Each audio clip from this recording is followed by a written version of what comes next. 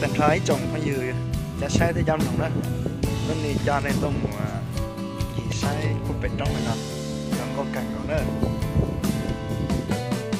cho nên tên thái tôi nó cũng sai nữa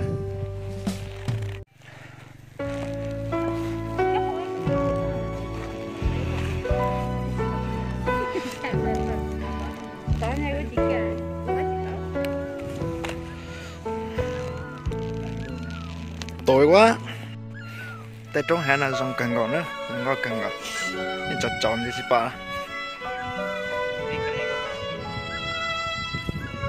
bên nào sẽ càng gọn nữa ít biệt cho em một sai nữa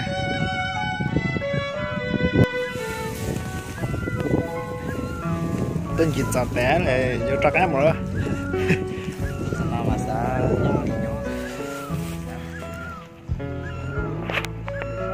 chọn chọn luôn ai đi nó xem chán rồi thằng nào đéo ai xem. Anh đi chào mọi người đi. Chào mọi người nhá, chào các bạn nha, chào tất cả mọi người đi. Hôm nay lên đây chẳng có gì chơi Tết mùng 4 nhỉ, chẳng có gì mùng 4 rồi mấy bạn nhá chơi mời nhá uống nha Vệnh ơi, mời ra đi, mời đi, mời tất cả mọi người đi. Mời tất cả các bạn đang xem livestream này hoặc là trước video này nhé, mời ra nhé. Đầu xuân năm mới Tết rồi, chúc sức khỏe các bạn, một năm dồi dào sức khỏe.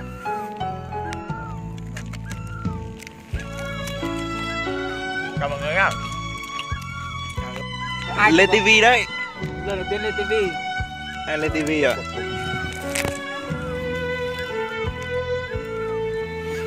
Lên TV. Ngắm cảnh Tết này. Không ở nhà cũng thấy chán. Mấy hôm nữa là đi chán được mới. Mấy hôm nữa là đi làm nương bục mặt ra. Vậy thấy Lưu Tuấn Anh không? Ra kia xin người đi chơi. Chúng ta đi. Chúng chi đi. Bốn nét tao mà. Chim cút. Cho bốn thằng chim cút vào với nhau đi.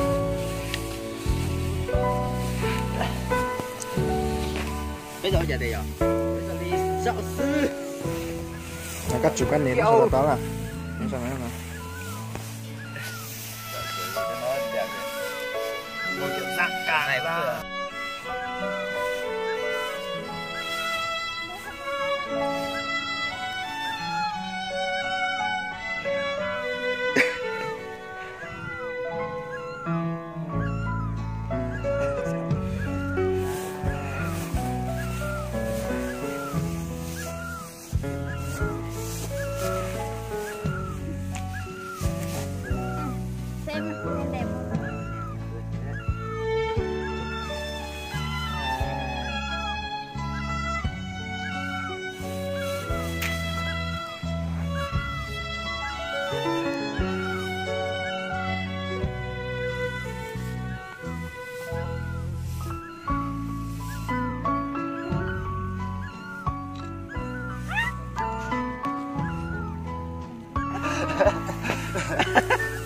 Mới đang nhìn một cái vào.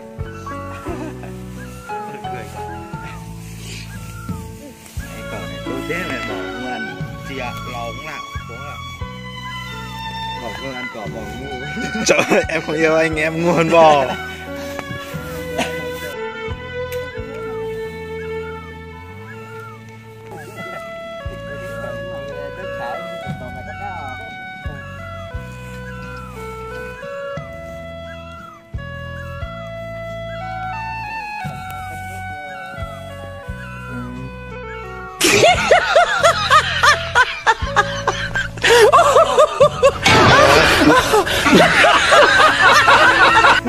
Bây giờ mới là quay thật nhá, mới là đái thật nhá.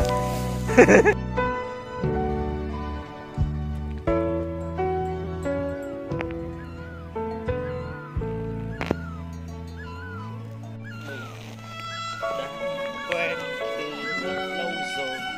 Thầy chó lên có cái cò. Tao mua nó chỉ có lống lống ủa. Cấp cục thay rồi.